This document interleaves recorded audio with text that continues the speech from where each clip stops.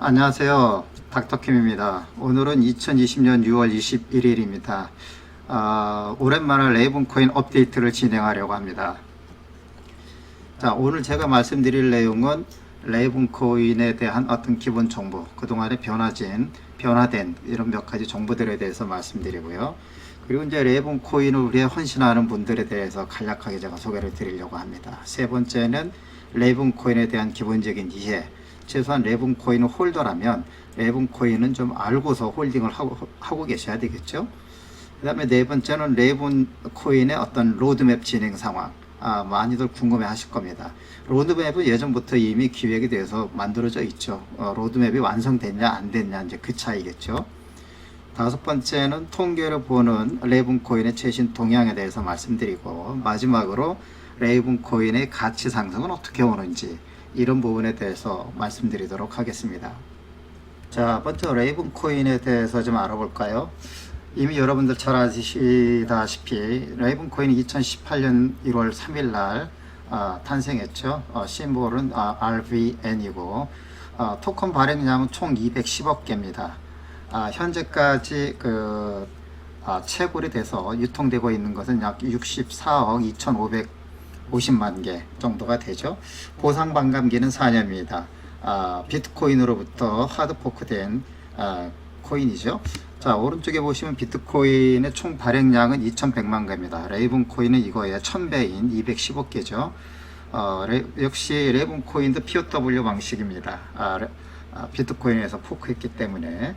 그 다음에 반감기도 4년마다 한 번씩 비트코인과 똑같습니다. 그래서 비트코인은 보시다시피 2020년 올해죠. 올해 5월 10일인가요? 이때 3차 반감기가 있었죠.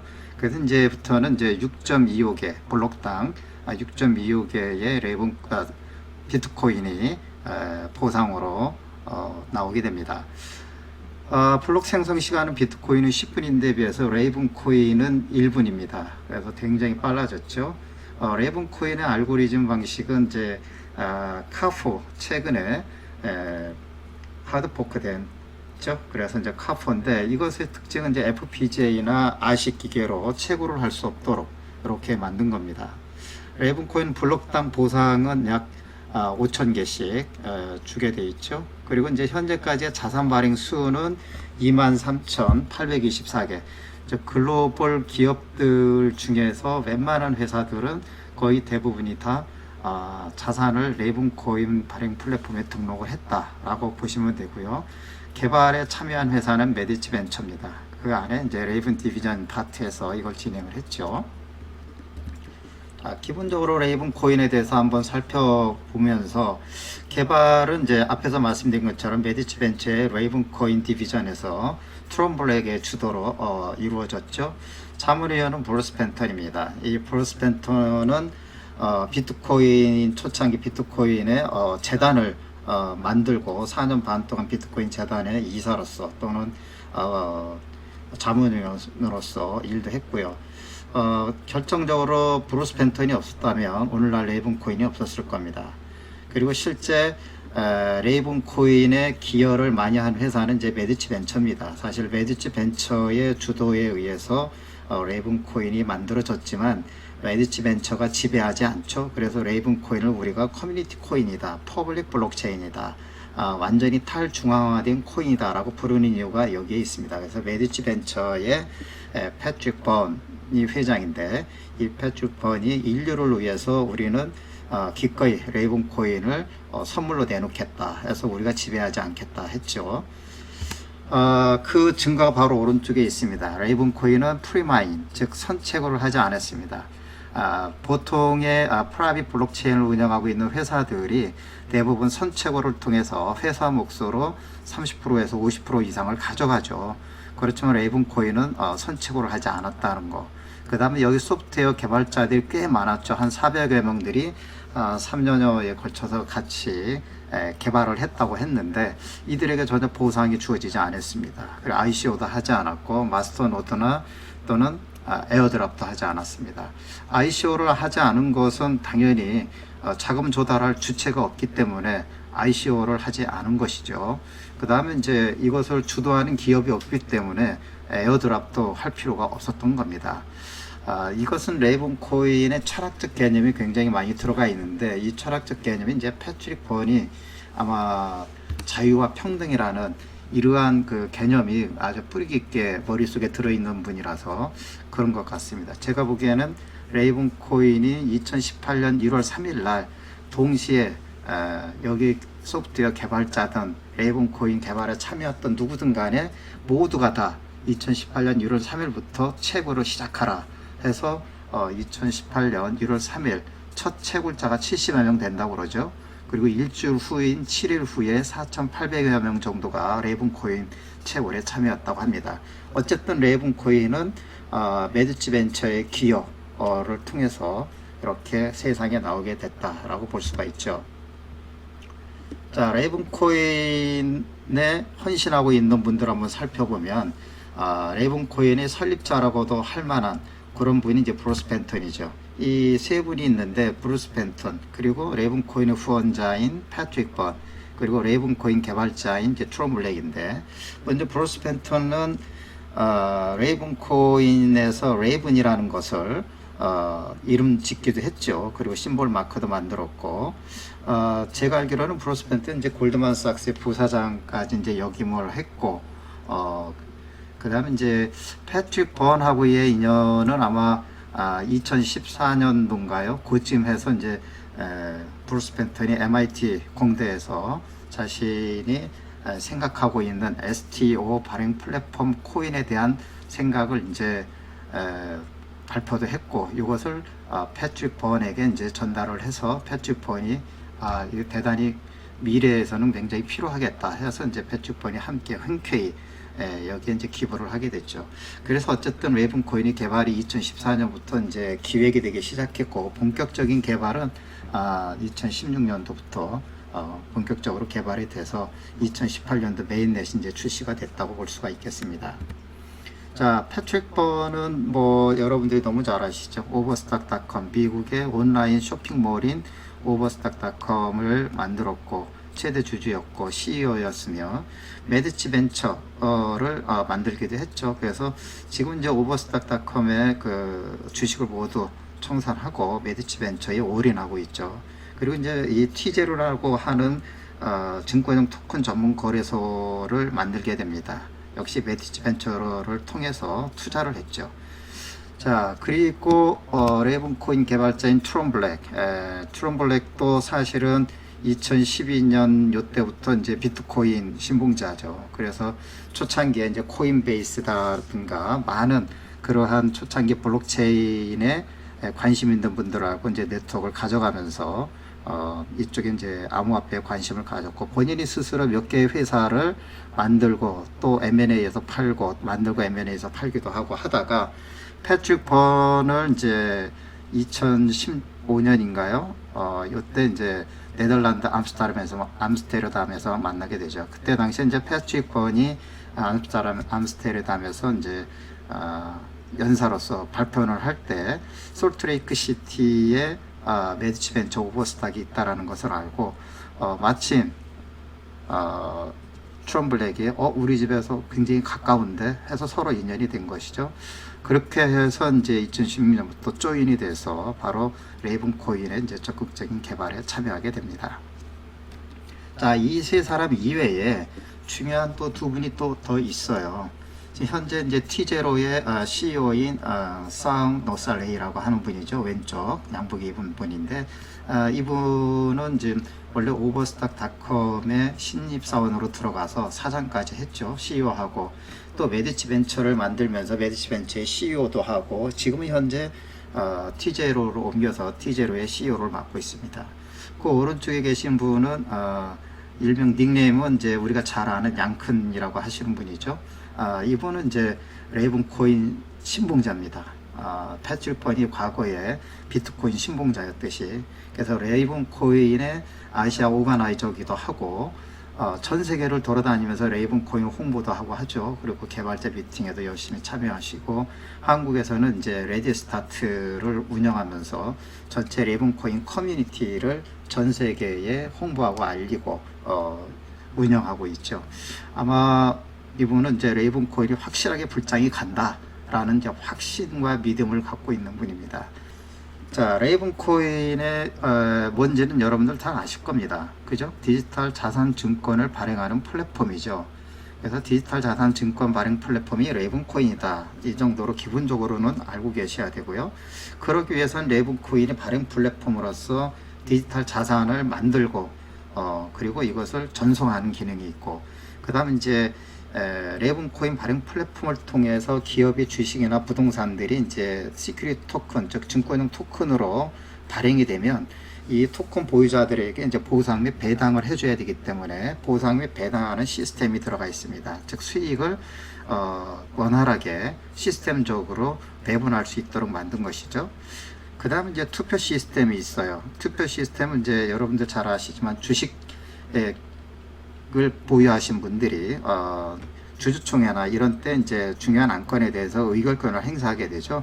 레이븐 코인 발행 플랫폼을 통해서 만들어진 기업의 이제 주식 토큰이라든가 부동산, 뭐 금, 은 모든 실물 자산을 레이븐 코인 발행 플랫폼을 통해서 증권형 토큰으로 만들 수 있는데 그때 그 증권형 토큰을 보유한 보유자, 홀더들, 이분들이 이제 어떤 특정한 의사결정을 해야 될 때 투표를 할 수 있도록 해주는 시스템입니다. 그래서 이제 만약에 주주총회를 하더라도 현장에 갈 필요가 없다는 것이죠. 모두가 다 자신의 지갑으로 투표를 할 수 있도록 메모와 메시지들이 정확하게 날라오고 어떻게 투표하라고 하고 거기에 따라서 투표를 하면 본인의 의결권을 행사하게 되는 겁니다.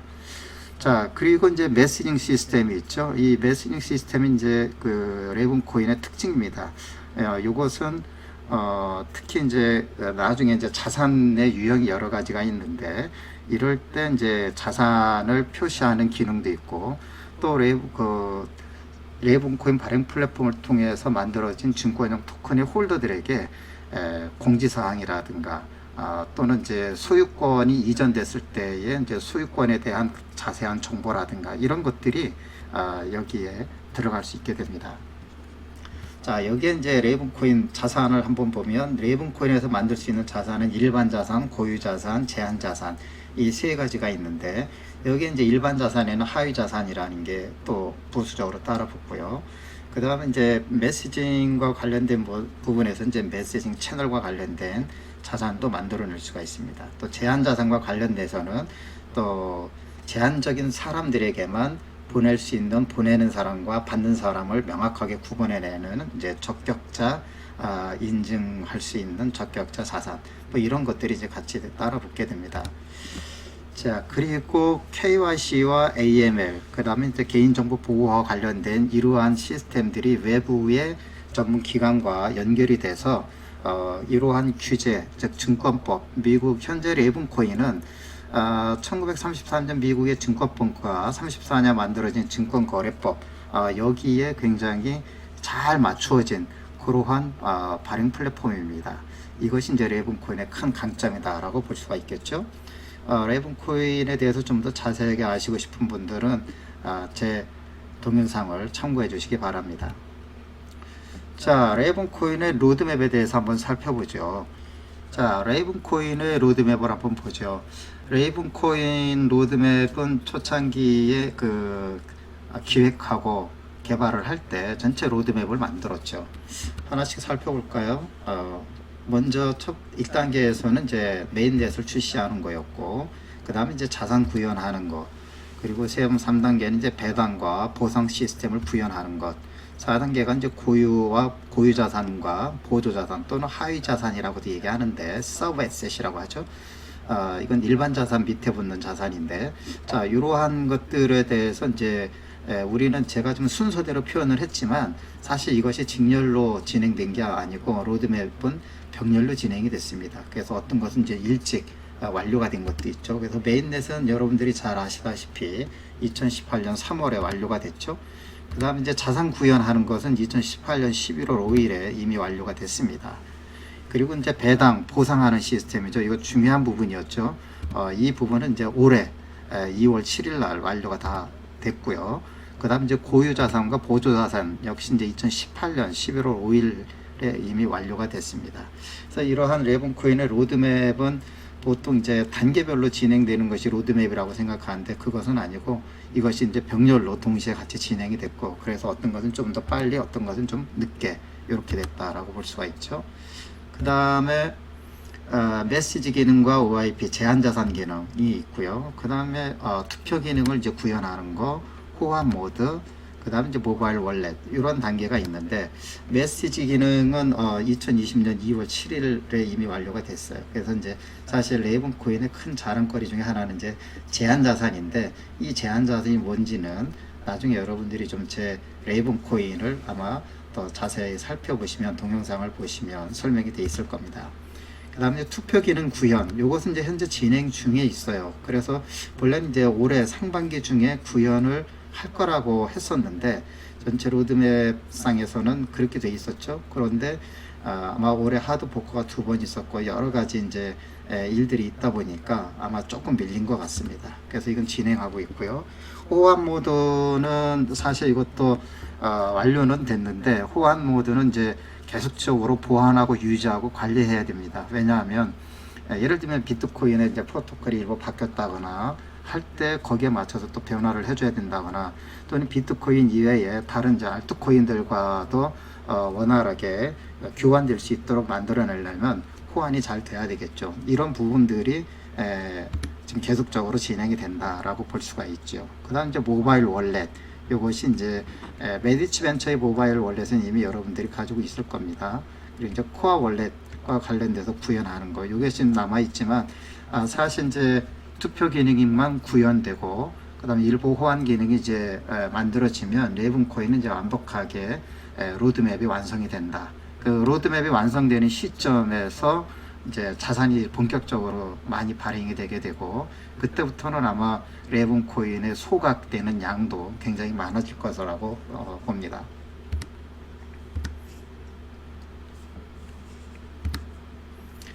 자, 레이븐코인의 달라진 점을 지갑을 보시면 여러분들이 아실 겁니다. 이번에 이제 레이븐코인 지갑이 4.1.0으로 이제 업데이트가 됐죠. 여기에 보시면 기존에 보시던 것과는 조금 다른 이러한 내용들이 더 포함이 됐습니다. 좀 더 크게 제가 한번 확대해 보겠습니다. 기존에 이제 메인 에셋을 발행하기 위해서는 일반 자산이죠. 이게 이제 500개의 레이븐이 수수료로 들어가게 되고, 서브 에셋이라고 하는 보조 자산 또는 하위 자산이라고 하는 것은 이제 메인 에셋의 하위 자산이죠. 이때는 이제 100개의 레이븐이 필요합니다. 그리고 이제 고유 자산이라고 하는 유니크 에셋은 이제 5개의 레이븐, 그리고 메시징 채널 에셋이라고 하는 이러한 채널을 만들 때는 이제 100개의 레이븐을 필요로 하고요. 퀄리파이어 에셋이라고 하는 이제 적격자 자산이라고 저는 부르는데, 간혹 이것이 이제 한정자라고 부르는 분들도 계신데, 한정자는 조금 이해하기가 힘들죠. 그래서 이제 한국말을 풀이하면 퀄리파이어 에셋이라고 하는 것은 자격을 갖춘 사람을 인정하는 자산이다, 이렇게 보시면 되고요. 적격자 자산, 이것도 역시 만들 때 이제 1000개의 레이븐을 필요로 합니다. 그 다음에 이제 서버 퀄리파이어 에셋을 만드는데 이제 100개의 레이븐이 필요하죠. 그 다음에 이제 제한 자산, restricted asset을 만드는 데는 이제 1500개의 레이븐을 수수료로 내야 됩니다. 그래서 이러한 레이븐 코인들이 수수료를 내게 되면 모두가 다 소각이 되게 돼 있죠.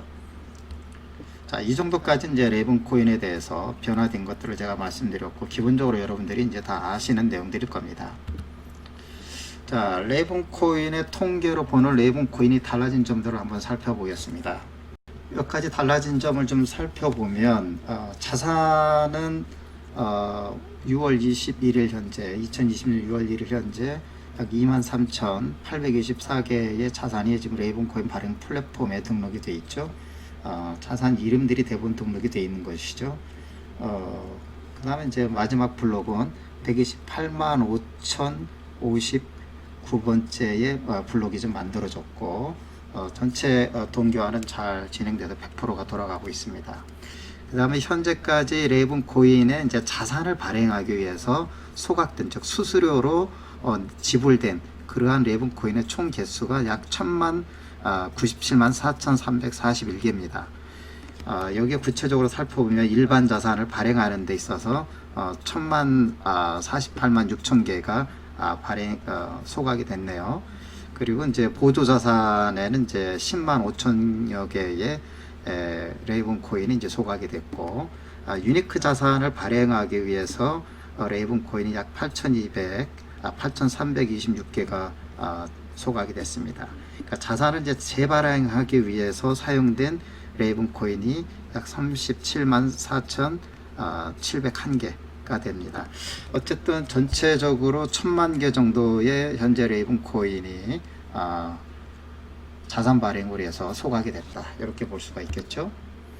자, 우리가 이제 레이븐 코인 하드 포크가 몇 번에 걸쳐서 진행이 됐는데, 하드 포크에 따른 노드 수 증감 추이를 한번 보겠습니다. 노드 수가 많다는 얘기는 이제 우리 블록체인 네트워크가 그만큼 보안성이 우수하다라고 볼 수가 있는데, 초창기 레이븐 코인이 만들어져서 노드 수가 쭉 성장했죠. 증가하다가 점차 조금씩 감소는 전체적으로 좀 했습니다. 전체적으로는 조금씩 했습니다만은 크게 변화는 없었고요. 사실 이것은 레이븐 코인에 이제 노드가 있어도 장시 온체인 상황인 것만 보여지기 때문에 같은 날에도 숫자가 조금씩 다를 수는 있다는 것을 여러분들이 참고해 보시기 바랍니다. 먼저 하드 포크를 보시면 작년에 2019년 10월 2일 날에 하드 포크가 했었죠. 그래서 이제 알고리즘을 X16R 버전 2라는 것이 새로운 알고리즘이 만들어졌고, 그 다음에 올해 2020년 2월 7일경에 피닉스 하드 포크를 했죠. 레이븐 코인은 태어날 때부터 안티 아식입니다. 즉 에이지 기계, ASIC죠. 우리가 비트코인 최고라는 대표적인 기계인데, 이 안티 아이직입니다. 쉽게 얘기하면 에이지 기계로 최고를 할 수 없도록 만들었는데, 이 중국의 우리 프렌드들이 아식 기계로 자꾸 레이븐을 최고로 하는 거죠. 왜 레이븐을 많이 최고로 하면, 대규모로 채굴 공장에서 최고로 하면 어떻게 되겠습니까? 레이븐 코인의 탈중앙화가 안 되잖아요. 우리가 비트코인도 잘 아시지만 중국이 거의 뭐 70%가 중국의 채굴 공장이 있고, 그들에 의해서 비트코인이 거의 뭐 지배당하다시피 했지 않습니까?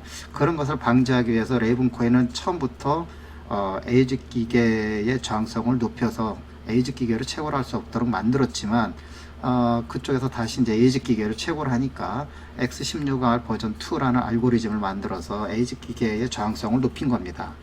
그런데도 불구하고 잠깐 줄어드는 듯 하다가 또 높아지니까 올해 2월 7일 날 피닉스라고 하는 또 다른 알고리즘을 통해서 안티 아식성을 좀 높였죠. 그래서 이제 아식 저항성을 높여서 잠시 조금 줄어드는 듯 했습니다. 그래서 노드가 잠시 줄어드는 듯 했는데, 그 다음에 다시 복구가 됐죠.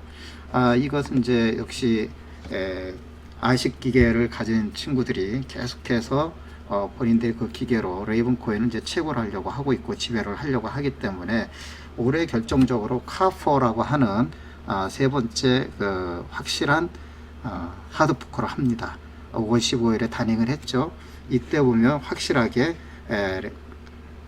로드 수가 대단히 많이 줄어든 거로 알 수 있는데, 그러다가 다시 복구가 됐습니다. 이건 뭐가 복구가 되냐면 GPU 기계로 채굴하는 노드 수가 증가했다는 것입니다. 그건 제가 뒤에서 좀 말씀드려보죠. 자, 레이븐 코인의 노드 수를 한번 살펴보죠.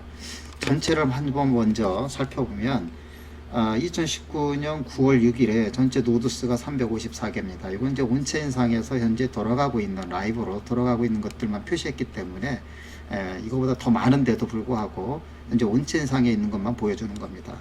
그리고 이제 2019년 10월 10일경에 봤더니 이제 382개의 노드가 보였고요. 그러면 이제 2019년 10월 18일에는 399개, 즉 400여 개까지의 노드가 있었습니다. 이때는 이제 9월 6일경에 봤던 노드는 이제 미국이 굉장히 많았죠. 그래서 이제 108개. 미국은 이제 계속 많습니다. 136개까지, 이렇게 130여 개까지 이제 계속 유지해서 130여 개 정도의 노드를 운영했고, 이때만 하도 이제 캐나다가 그래도 꽤 많이 가지고 있었고요. 중국이 19개 이렇게 있었습니다. 그러다 이제 중국이 이제 24개로 증가하기 시작했죠. 그 다음 이제 30개까지 이제 중국이 증가하기 시작했습니다. 자, 올해 한번 보죠. 올해는 지금 2020년 5월 15일 이제 카포로 하드포크한 이후죠. 이때 220개로 확 줄었죠. 399개에서 220개 정도로 완전히 확 줄었습니다. 이때 이제 미국이 앞에서 보셨지만 130여 개였다가 미국이 162개로 많이 줄었죠. 중국도 좀 줄었습니다. 그리고 이제 캐나다도 사실은 많이 줄었고 독일이 좀 많이 증가했습니다. 자, 그리고 이제 5월 21일 날 한번 다시 살펴봤습니다. 5월 21일 날 봤더니 미국이 이제 51개로 더 줄었어요. 그리고 독일은 또 이제 조금 약간 줄었죠. 그리고 이제 중국이 19개로 더 줄었습니다. 이때 이제 우리나라가 6개로 이제 노드가 보이기 시작했죠. 이것은 이제 바로 아식 기계가 아니라 GPU 기계로 채굴하는 사람들이 이제 증가하기 시작하는 때입니다. 그래서 아식 기계로 채굴하던 친구들은 이제 이렇게 많이 빠졌고요. 그죠? 미국도 아식으로 많이 채굴 했던 것 같아요. 중국도 마찬가지지만. 그래서 어쨌든 아식 기계를 채굴자들이 모두 다 여기에서 이제 빠져나간 것 같고, 실질적으로는 GPU 기계로 이제 채굴하는 사람들이 증가하기 시작했다. 그래서 이제 195개까지 전체 노드 수가 이제 줄었죠. 그래서 한 달이 지난 오늘 제가 이제 봤더니 303개로 노드 수가 다시 증가했습니다. 이 노드 수가 증가한 것을 보면 미국에서 이제 다시 GPU 기계로 채굴하는 채굴자들이 증가하기 시작한 거라고 볼 수가 있죠. 그래서 50여 개로 줄었다가 85개로 증가했고, 캐나다는 이제 그대로죠. 그리고 이제 독일이요. 독일은 이제 그대로고, 그 다음에 이제 프랑스가 좀 증가를 많이 했습니다. 그래서 프랑스 친구들이 이제 GPU 기계로 채굴을 많이 시작했다라고 볼 수가 있고, 그 다음에 이제 중국이 이제 16개로 더 줄어들었습니다. 그래서 중국은 전혀 증가하지 않죠. 대신 캐나다도 굉장히 많이 감소했습니다. 역시 이제 미국과 캐나다, 중국 여기에서 이제 아식 기계로 많이들 채굴을 했던 것 같습니다. 그래서 아직은 이제 GPU 기계로 채굴을 하는 친구들이 이제 점점 증가하면서 전체 노드 수가 다시 회복을 됐고, 레이븐 코인의 이제 블록체인 네트워크가 원활하게 정상적으로 돌아가면서 보안성이 잘 유지되고 있다. 이렇게 보시면 되겠습니다. 자, 우리가 레이븐 코인의 미래 가치를 높게 평가하는 근거가 있죠. 제가 이제 여러 번 말씀드렸지만, 첫 번째는 이제 선진국의 어떤 디지털 자산의 법규, 제도, 이것이 이제 잘 마련되기 시작하고 있습니다. 그래서 디지털 자산 증권이라든가 디지털 자산에 대한 개념들이 이제 선진국들이 법제화하고 제도화했죠. 그래서 올해 특히 STO와 관련된 뉴스가 굉장히 많이 나오기 시작했습니다. 그리고 두 번째는 이제 비대면 시대가 도래했죠. 그래서 비대면 시대의 자산의 유동성 및 이동, 이것을 가장 손쉽게 해줄 수 있는 코인이 바로 레이븐이죠. 그리고 이제 세 번째는 각국이 중앙은행에서 발행하는 중앙은행 화폐들이죠. 중앙은행들이 어떤 디지털 화폐들, 그렇죠. 그래서 이제 센트럴 뱅크 디지털 커런시라든가 이제 중앙은행들, 그 다음에 이제 중국의 이제 위안화 같은 경우가 디지털 위안화를 만든다는 것이요. 그러나 이것은 이제 각 국에서 해당 국가에서만 사용되는 것인데, 레이븐 코인은 전 세계에 공통으로 사용될 수 있는 이제 기축 통화를 BTC와 함께 할 수 있다는 것이죠. 이것이 이제 레이븐 코인의 잠재적 가치가 큰 이유 중에 하나입니다. 그 다음에 이제 네 번째는 역시 앞에서 보셨지만 글로벌 2만 개의 기업 이상들이 이미 레이븐 코인의 발행 플랫폼에 벌써 자산을 등록했다는 것이죠. 이 얘기는 이제 레이븐 코인의 가치를 이들도 인정하고 있다라고 볼 수가 있겠습니다. 다섯 번째는 이제 완벽하게 탈중앙화된 코인이다라고 볼 수가 있죠. 그래서 어느 채굴 세력이나 어느 누구도 특정 세력에 의해서 레이븐 코인이 좌지우지되지 않는다. 이것은 이제 채굴에 의해서만 블록체인 네트워크가 운영이 되기 때문에 그렇다. 그래서 레이븐 코인에 단 한 개의 노드만 있어도 레이븐 코인은 정상적으로 돌아간다. 이렇게 볼 수가 있겠습니다. 그리고 이제 자산 발행에 따른 레이븐 코인이 소각이 되죠. 그 앞에서 제가 말씀드렸지만, 레이븐 코인이 이제 자산 발행이 본격적으로 진행이 되면 아마 소각량이 엄청나게 증가하게 됩니다. 이때부터는 이제 공급량이 크게 감소하게 되죠. 그러면 이제 가치는 상승할 수밖에 없다는 것이죠. 그 다음에 이제 일곱 번째는 개인이나 기업, 기관 누구나 다 쉽게 레이븐 코인을 통해서 STO나 또는 ICO를 발행해서 이제 자금 조달을 할 수 있게 되는 겁니다. 이것이 레이븐 코인이 해주는 가장 중요한 혜택 중에 하나죠. 그 다음에 마지막으로 이제 레이븐 코인이 상품 코인이죠. 그래서 상품 코인이기 때문에 증권법이라든가 현행법 이런 거에 이제 저촉이 되지는 않고 암호화폐 거래소를 통해서, 즉 디지털 자산, 우리나라에서는 이제 가상자산 거래소라고 하는데, 이를 통해서 자유롭게 거래가 가능하다라고 볼 수가 있습니다. 이러한 8가지 이유가 저는 레이븐 코인의 미래 잠재적 가치를 높게 평가한다, 이렇게 생각을 합니다. 자, 마지막으로 이제 레이븐 코인의 가치에 영향을 주는 요인이죠. 결국 레이븐 코인이 이런 조건은 갖춰야지, 그래야 레이븐 코인이 불장에 갈 수 있다. 저는 이렇게 생각하고 제가 나름대로 한번 생각을 해봤습니다. 첫 번째는 레이븐 코인의 생태계가 얼마나 빨리 구축이 되고 있느냐 하는 겁니다. 쭉 STO 생태계죠. STO 생태계가 얼마나 빨리 구축이 되느냐, 그에 따라서 레이븐 코인도 성장할 수가 있다. 즉 자산을 평가하고 커스터디, 신탁이나 수탁할 수 있는 시스템, 그 다음에 이제 증권형 토큰을 발행하고 서비스하는 것, 그리고 STO 거래소들, 이런 그 STO의 전체적인 생태계, 이것이 이제 법적 토대가 잘 마련이 됐을 때 이것이 따라줘야 된다는 것이죠. 기본적으로. 그래야지 이제 레이븐 코인도 힘을 발휘할 수 있는 것이죠. 두 번째는 앞에서 말씀드린 각국의 이제 중앙화폐, 중앙은행들의 이제 디지털 자산, 디지털 커런시라고 하는 이런 것들이 얼마나 빨리 도래하느냐 하는 겁니다. 그래서 현재 이제 각국에서는 올해와 내년 안에 아마 거의 대부분이 나올 것 같아요. 우리나라 한국은행도 좀 준비하고 있죠.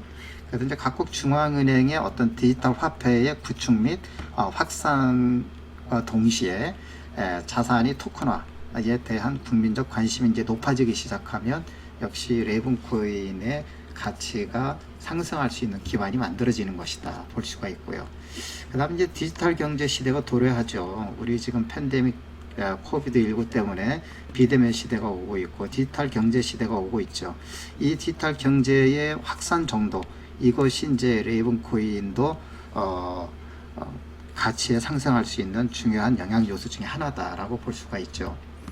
그 다음에 이제 네 번째는 비상장 기업들의 STO 발행을 얼마나 하느냐 하는 겁니다.